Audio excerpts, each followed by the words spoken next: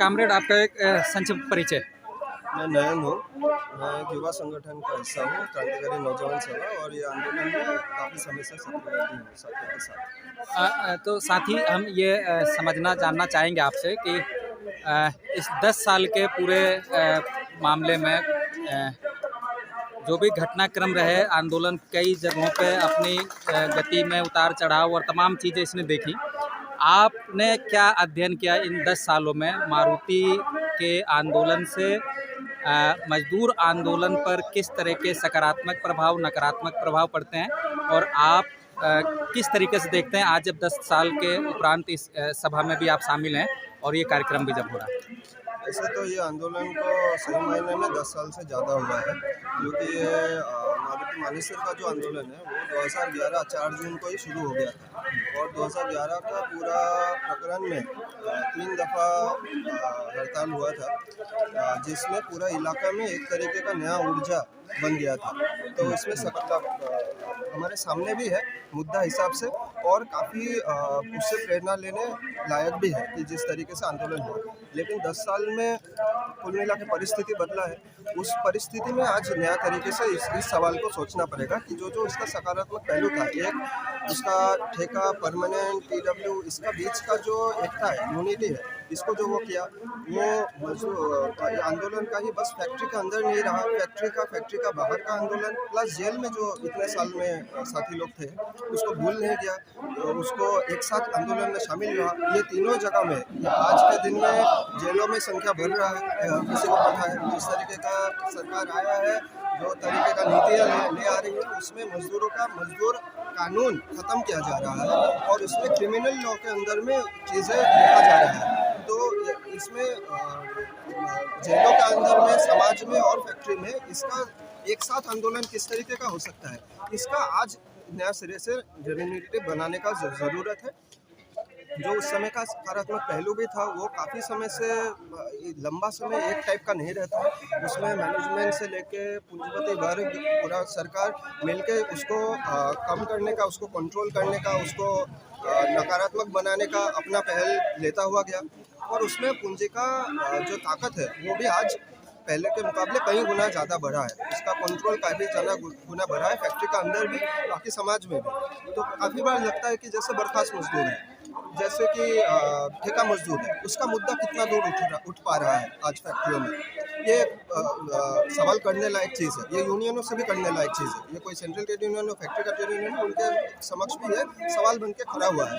तो इसमें बहुत कोई सकारात्मक पहल ले नहीं पा रहा है आज के दिन में। ये स्थिति में खड़े हुए हैं। तो इस स्थिति में कैसे सब लोग एक साथ आ सकते हैं, और इसमें खास करके ठेका प्रथा के खिलाफ में, खास करके जो अपराधीकरण हो रहा है मजदूरों का, उसका सवाल में, मजदूरों के अंदर में जातिवाद से लेके सांप्रदायिकता, इसको जहर घोल के विभाजित करने का जो षड्यंत्र है, इसको क्या तोड़ हो सकता है, इसमें हम और सोचने का ज़रूरत है। ये सवालों को और स्ट्रांगली उठाने का ज़रूरत है।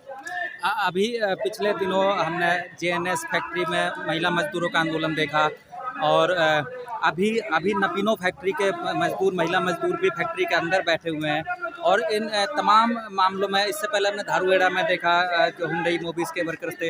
इन तमाम मामलों में श्रम विभाग की एक बहुत अजीब तरीके की आक्रमण्यता सामने आती है।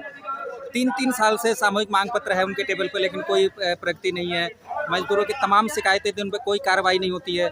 इन सारी चीज़ों को आप कैसे देखते हैं? देखिए, इसमें थोड़ा अगर हम बड़ा पिक्चर में देखें, ये जो आपने तीनों आंदोलन का भी कहानी का बात किया, उसमें यह है कि जो कानूनी प्रक्रिया के तहत ट्रेड यूनियन का पूरा आंदोलन होता था, ट्रेड यूनियन एक्ट 1926 का, इंडस्ट्रियल डिस्प्यूट्स एक्ट 1946 का, और इसका इर्द गिर्द जो मजदूरों का हासिल किया हुआ कानून था, जो 20वीं सदी का शुरुआत में हुआ था, जो आज़ादी का लड़ाई के साथ में मजदूरों का आंदोलन से निकला हुआ था, ये आज कुल मिला के पूरा का पूरा ख़त्म किया जा रहा है। 44 श्रम कानून है, जिसको ख़त्म करके 4 कोडों में लाया जा रहा है। तो उनका जो पुराना ढांचा, जिससे वो मजदूरों का साथ में वार्ता वगैरह करता था, आज उनको लग रहा है कि इसका ज़रूरत ही नहीं है, मजदूर को हम वैसे ही मैनेज कर लेंगे। तो इसमें इसीलिए कोई 1-2 विभाग का बात नहीं है। ये कुल मिला के जिस टाइप का प्रहार है, ये कई गुना बड़ा है इससे। ये सभी फैक्ट्रियों में हो रहा है, जहाँ पे मजदूर सुरक्षित भी फील करता था। ऑर्डिनेंस फैक्ट्री में हो रहा है, मतलब जो ऑर्डिनेंस फैक्ट्री के 80,000 मजदूर हैं, वो उनका प्राइवेटाइजेशन हो गया है, उनका ही बात नहीं सुना जा रहा है। तो जहाँ स्ट्रॉन्ग पोजीशन में था वो भी गया हुआ है। तो जो बाकी, लेकिन उनका जो टेंडेंसी है कि उसमें जगह जगह में, इलाका इलाके में मजदूर संगठित होकर फिर भी अपना मांग कर रहा है, और वो ये समझ रहा है कि कहाँ कितना दूर तक इसको आगे बढ़ाने का संभव है और नहीं है। तो ये संभव का उतना दूर तक वो हासिल करने की कोशिश कर रहा है। एक तरीके का नया, मतलब जब वो लोग बोल रहे हैं कि श्रम सुधार होना चाहिए, श्रम कानूनों में सुधार होना चाहिए, हम ये नाकार नहीं रहे हैं, सुधार होना ही चाहिए। सुधार लेकिन मजदूर पक्ष में होना चाहिए, और जो आंदोलन हो रहा है उससे हमें लगता है कि नया चीज़ निकलेगा, जिससे सुधार का, जो मजदूर पक्ष का सुधार है वो होने का एक आगाज़ होगा, इससे आगे बढ़ेगा। तो इसीलिए जो श्रम विभाग है ये इस तरीके का व्यवहार किया जा रहा है। आप युवा हैं और एक खास मजदूर संगठन के प्रतिनिधि हैं। हम चाहेंगे कि आज के इस खास अवसर पे क्या संदेश मारुति सुजुकी के मजदूरों को भी और इस पूरे आईएमटी क्षेत्र के मजदूरों को भी और पूरे हिंदुस्तान के मजदूरों को कैसे देखना चाहिए आज अपने हालात को, अपने संघर्षों को, अपने इन विषयों पे आप क्या संदेश देना चाहेंगे? देखिए, कभी कभी इतिहास में ऐसा होता है कि हम 1-2 साल को चल रहे हैं और तात्कालिक जो स्थिति है उसमें हम रिस्पॉन्ड करते हैं। आज ये माहौल नहीं है। आज 100 साल का जीता हुआ जो हमारा कानून वगैरह व्यवस्था पूरा था, 100 साल का जीता हुआ आंदोलन का जो था, उससे हमें पूरा ही वंचित किया जा रहा है, ख़त्म किया जा रहा है। तो इसमें बस सिंपल मजदूर एकता जिंदाबाद बोलने से नहीं होगा, इसका अंदर में घुस के हमें और ये देखना पड़ेगा कि ये एकता सही मायने में नया एकता कैसे बनेगा। ये मानेसर गुड़गांव का भी यही स्थिति है।